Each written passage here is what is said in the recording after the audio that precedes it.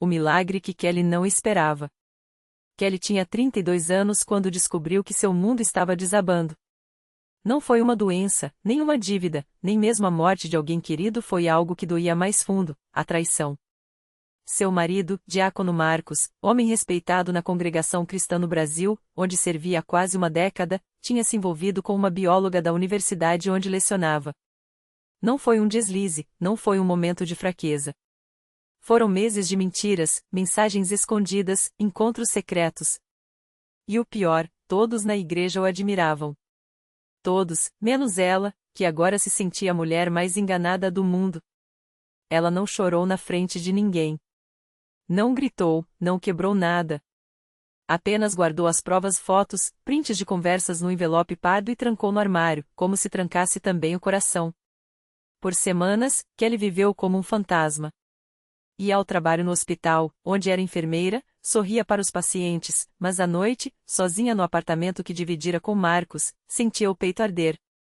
Como um homem que canta hinos, que serve a Santa Ceia, que batiza irmãos nas águas, faz uma coisa dessas? Perguntava-se, olhando para o teto, como se Deus pudesse lhe dar uma resposta ali, na escuridão. Foi a irmã Lúcia, sua amiga de infância e também da CCB, quem a encontrou assim.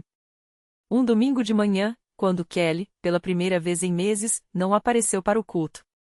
Lúcia foi até sua casa sem avisar. Encontrou-a de pijama, cabelos despenteados, a Bíblia aberta na mesa da sala, mas os olhos secos. Não havia lágrimas, só um vazio que assustava. Kelly, minha irmã, o que está acontecendo? Lúcia sentou-se ao seu lado, sem pressa. Kelly não respondeu de imediato. Olhou para as próprias mãos, como se nelas estivesse escrita a vergonha.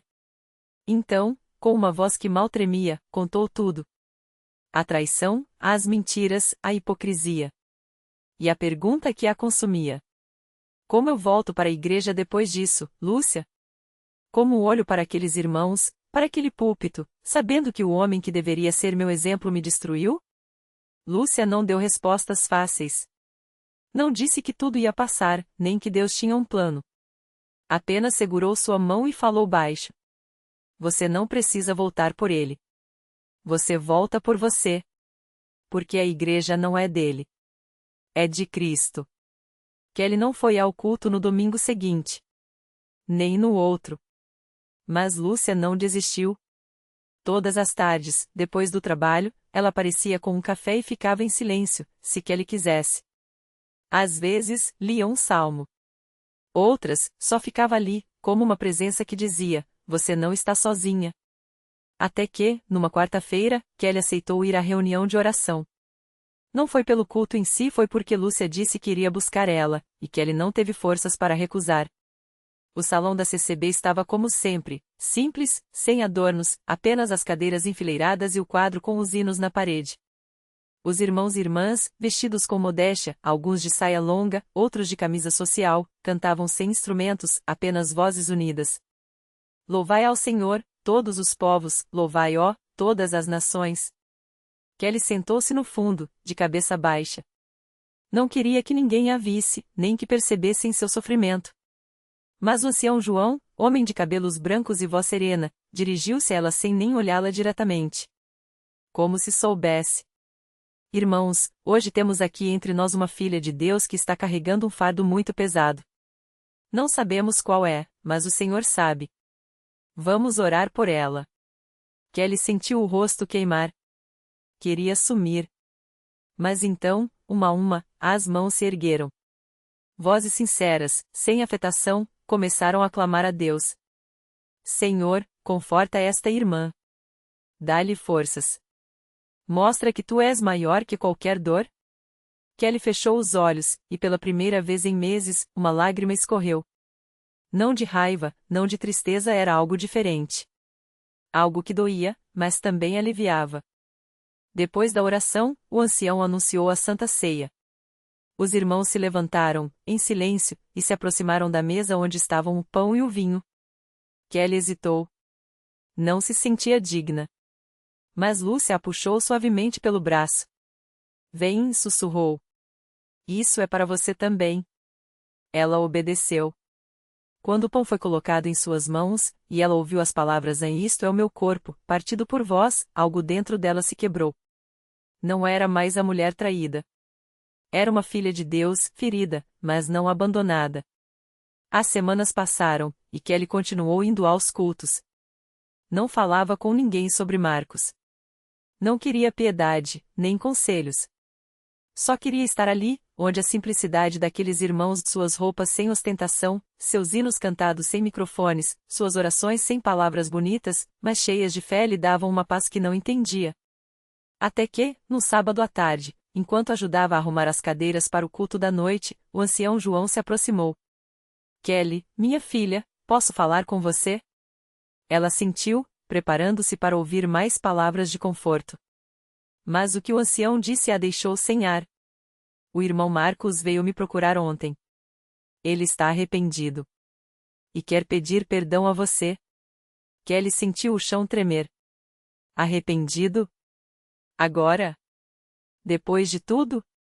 Ele não merece, respondeu, secamente. O ancião não discutiu. Apenas olhou para ela com olhos que já tinham visto muitas dores. Você está certa. Ele não merece. Nenhum de nós merece.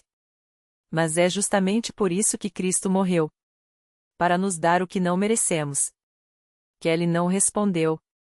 Naquela noite, durante o culto, enquanto os irmãos cantavam Quão grande é o teu amor, ela olhou para o lugar onde Marcos costumava sentar. Ele não estava lá. Mas a ausência dele já não doía tanto. O milagre não veio como Kelly esperava. Não foi um raio, não foi uma voz do céu. Veio numa manhã de domingo, quando ela estava sozinha em casa, lendo a Bíblia. Um versículo saltou aos seus olhos: esquecendo-me das coisas que para trás ficam e avançando para as que diante de mim estão. Filipenses 3:13. Ela fechou os olhos e orou. Não por Marcos. Não por vingança, nem por justiça. Orou por si mesma. Senhor, tira este peso de mim. Eu não aguento mais carregar. E então, como se uma corrente se rompesse, Kelly sentiu algo sair dela. Não foi instantâneo. Não foi mágico. Foi como um rio que, depois de muito chover, finalmente transborda e leva embora a lama. Ela chorou. Chorou como não tinha chorado antes. E quando acabou, estava leve. Naquele mesmo dia, ela procurou o ancião João. Eu quero ser batizada, disse, firme. Ele sorriu, como quem já sabia que aquilo ia acontecer. Então seja. O batismo foi num rio limpo, cercado por irmãos que cantavam hinos de gratidão. Quando Kelly emergiu das águas, sentiu que não era mais a mesma. Não porque a dor tinha sumido, ela ainda existia, mas porque agora havia algo maior do que a dor, a certeza de que Deus a havia perdoado. E se ele a perdoava, quem era ela para não perdoar a si mesma? Marcos nunca mais voltou para CCB. Kelly soube, tempo depois, que ele havia se mudado para outra cidade. Não sentia ódio. Não sentia nada, na verdade. Apenas uma paz estranha, como se aquela história já não fosse mais dela.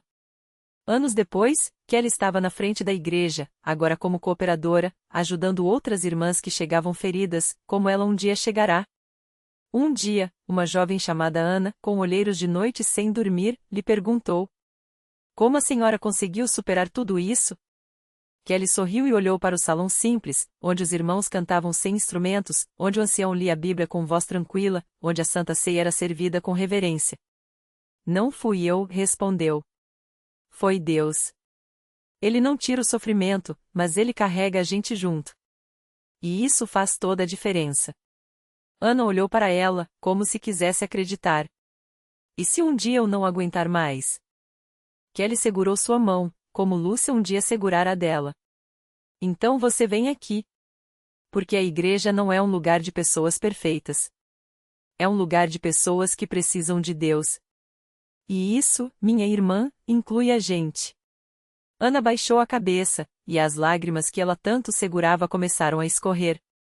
Não eram lágrimas de dor, não dessa vez. Eram lágrimas de alívio, como se alguém finalmente tivesse aberto uma porta que ela nem sabia que existia. Kelly não soltou sua mão. Sabia que aquele era um momento sagrado, um daqueles instantes em que o Espírito Santo toca o coração de alguém que está à beira do desespero. Eu já tentei de tudo, Ana confessou, a voz trêmula. Remédios, médicos, até coisas que não deveria ter procurado. Nada adiantou. Só fico pior. Kelly conhecia bem aquele caminho. Sabia como era se sentir presa em um corpo que doía, em uma mente que não descansava, em uma alma que gritava por paz. Mas também sabia que ali, naquele salão humilde, entre irmãos que oravam com fé simples, havia uma força que o mundo não podia explicar. Eu também achei que não tinha mais jeito, disse Kelly, apertando levemente a mão de Ana. Até o dia que uma irmã me levou até aqui e falou: deixa Deus fazer o que o homem não pode. Eu ri na cara dela, acredita? Achava que era mais uma promessa vazia. Mas quando o pastor orou por mim, algo mudou. Não foi instantâneo, não. Foi como uma semente que cresce devagar, mas que um dia vira uma árvore forte. Ana enxugou os olhos e olhou ao redor. O culto estava terminando, e os irmãos começavam a se levantar, alguns ainda com os olhos fechados, absorvendo a presença de Deus. Uma senhora de cabelo branco se aproximou e colocou a mão no ombro de Ana, sem dizer nada. Era como se ela soubesse, como se todos ali já tivessem passado por alguma batalha e reconhecessem a dor no olhar de quem chegava. Você quer que a gente ore por você? Kelly perguntou, com uma tranquilidade que só quem já havia sido curado podia ter. Ana hesitou, mas então assentiu. Não tinha mais forças para dizer não. Elas se ajoelharam ali mesmo, entre as cadeiras de plástico, e Kelly começou a orar em voz baixa, mas com uma autoridade que vinha de quem já havia visto milagres. Outros irmãos se juntaram, formando um círculo de fé ao redor de Ana. Alguns colocaram as mãos em seus ombros, outros simplesmente fecharam os olhos e concordaram em voz alta: Amém, Senhor. De repente, Ana sentiu algo estranho. Não era uma emoção, não era uma ideia. Era como se uma corrente de água morna percorresse seu corpo, tirando o peso que ela carregava há anos. As mãos começaram a tremer, não de fraqueza, mas de uma energia nova. E então, sem entender como, ela sentiu as lágrimas secarem. Não porque a dor tinha ido embora de uma vez, ainda doía, mas era como se agora houvesse alguém carregando aquela dor com ela. Quando se levantou, Ana não era a mesma. Os olheiros ainda estavam lá, as marcas do cansaço também, mas seus olhos brilhavam de uma maneira diferente. Era a luz de quem havia encontrado uma esperança que não vinha dos homens, mas de Deus. O quebrantamento vem antes da vitória, disse o pastor, se aproximando com um sorriso. Mas a vitória sempre vem. Ana não sabia explicar o que havia acontecido. Só sabia que, pela primeira vez em anos, não se sentia sozinha. Na semana seguinte, ela voltou. E dessa vez, não foi sozinha. Trouxe a mãe, que há anos lutava contra uma depressão profunda. E assim, como Kelly um dia havia sido acolhida por Lúcia, Ana começou a estender a mão para outros que chegavam quebrados. Porque na Igreja Universal, milagres não são apenas histórias que se contam. São vidas que se transformam, todos os dias. E cada pessoa que entra por aquelas portas com um coração sincero descobre que, não importa quão grande seja a batalha, Deus está ali não para tirar o sofrimento sempre, mas para dar força para vencê-lo. E isso, como Kelly bem sabia, faz toda a diferença. Ana não imaginava que aquele gesto simples de trazer sua mãe para a igreja mudaria tudo. Dona Maria, que há anos se trancava no quarto e mal falava com a família, entrou com os olhos baixos, como se o peso do mundo a impedisse de olhar para cima. Mas quando a reunião começou e os louvores encheram o salão, algo dentro dela começou a se mexer. Foi então que o pastor fez um chamado: se tem alguém aqui que sente que não aguenta mais, que a vida perdeu o sentido, levante a mão que vamos orar por você. Ana segurou a mão da mãe com força, sentindo-a tremer. Dona Maria hesitou, mas, como se uma voz interior a empurrasse, lentamente levantou o braço. Não havia lágrimas, nem palavras, só um silêncio quebrado pela fé que começava a nascer. Naquela noite, depois da oração, algo mudou. Dona Maria não voltou para casa em silêncio. No caminho, ela olhou pela janela do carro e sussurrou: Filha, faz tanto tempo que eu não sinto paz. Ana não conseguiu segurar as lágrimas. Não era uma cura instantânea, não era um milagre barulhento, era o início de uma restauração. Os dias seguintes não foram fáceis. A depressão não sumiu de uma hora para outra, mas Dona Maria começou a ter forças para lutar. Ela passou a vir às reuniões, a participar dos grupos de oração, a conversar com as irmãs da igreja que, como Lúcia fizera com Kelly, a abraçavam sem julgamento. Pouco a pouco, o sorriso voltava. Os remédios ainda eram necessários, as noites difíceis ainda vinham, mas agora ela tinha algo que não tinha antes: esperança. Enquanto isso, Ana descobria que sua própria jornada não havia terminado. Um dia, depois de uma reunião de mulheres, a pastora a chamou: Ana, Deus tem um propósito para você. Você já ajudou sua mãe, já viu o poder da fé na sua vida, e agora é a hora de ajudar outras pessoas. Ana sentiu o coração acelerar. Ela? Mas ela ainda se sentia tão pequena, tão insegura. Não é sobre você ser perfeita, é sobre você ser obediente, disse a pastora, colocando a mão em seu ombro. Deus usa quem está disposto. E assim, timidamente, Ana começou. Primeiro, só ouvindo as irmãs que chegavam desanimadas, oferecendo um café, um abraço, uma palavra de encorajamento. Depois, compartilhando seu próprio testemunho, como a fé a havia tirado do fundo do poço, como a igreja se tornará sua família. Não demorou para que mulheres como ela, que chegavam com o coração partido, começassem a procurar por ela. Um dia, uma jovem chamada Fernanda chegou chorando. O marido a havia abandonado, ela estava desempregada e com 2 filhos pequenos. Não tenho mais para onde ir, ela disse, com a voz quebrada. Ana olhou nos olhos e viu seu próprio passado. Você veio ao lugar certo, respondeu, segurando suas mãos. Aqui, Deus vai te mostrar que Ele não te abandonou. E foi o que aconteceu. Fernanda começou a frequentar as reuniões, a participar dos cursos de capacitação que a igreja oferecia, e, em poucos meses, conseguiu um emprego. Mas o maior milagre não foi o dinheiro, foi a paz que voltou ao seu coração. Um dia, ela chegou sorrindo para Ana: sabe aquela dor que eu sentia? Não dói mais. Não sei explicar, mas é como se Deus tivesse tirado o peso de mim. Ana sorriu, porque ela sabia muito bem como era isso. A vida na Igreja Universal não era um mar de rosas. Havia dias difíceis, batalhas que pareciam não terminar, pessoas que desistiam no meio do caminho.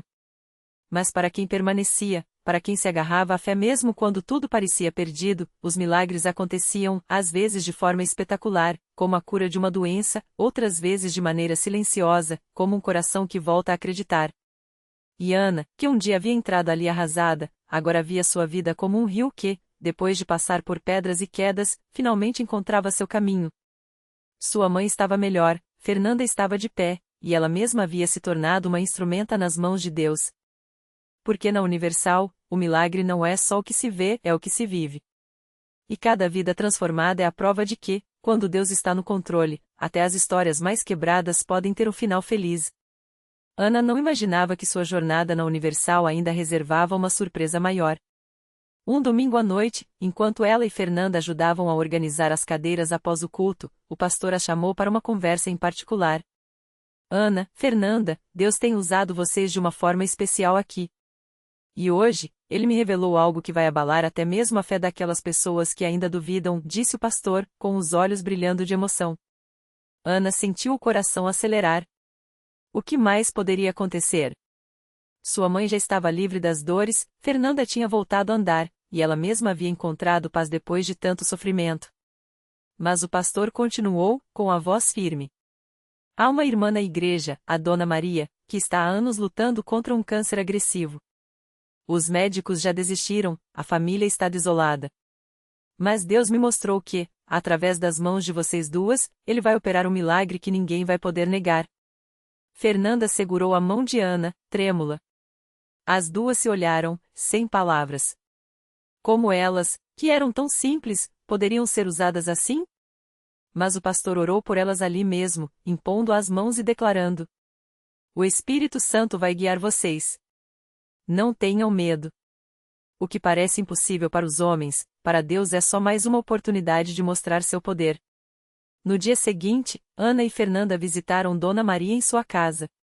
A mulher estava tão fraca que mal conseguia abrir os olhos. A família, resignada, só pedia que Deus a levasse sem dor. Mas Ana, com uma coragem que não sabia que tinha, colocou a mão na testa da irmã e começou a orar em línguas, como nunca havia feito antes. Fernanda, ao seu lado, declarava com lágrimas: Em nome de Jesus, esta doença sai agora. O sangue de Cristo tem poder para curar, e esta mulher vai viver para testemunhar. De repente, Dona Maria abriu os olhos, arfando. Um calor intenso percorreu seu corpo, como se algo estivesse sendo arrancado de dentro dela. Ela sentou na cama, assustada, e levou as mãos ao abdômen, onde antes a dor era insuportável, agora só havia alívio. A família gritou, chorou, e em minutos, Dona Maria já estava de pé, andando pela sala, louvando a Deus com voz forte. Os médicos, quando ela voltou para novos exames, não acreditaram. Os tumores haviam desaparecido. Não havia explicação científica. Só um milagre. E foi assim que Ana entendeu de vez: na Universal, Deus não escolhe os capacitados, Ele capacita os escolhidos. Ela, que um dia entrou ali destruída, agora via milagres acontecerem através de suas próprias mãos. Não por seu mérito, mas pela fé que havia plantado naquele altar. Porque quando a gente se entrega de verdade, Deus faz muito mais do que a gente pede ou imagina. E cada testemunho, cada vida transformada, é como uma pedra jogada na água, as ondas não param mais. Elas alcançam quem a gente nem conhece, mudam destinos, quebram maldições.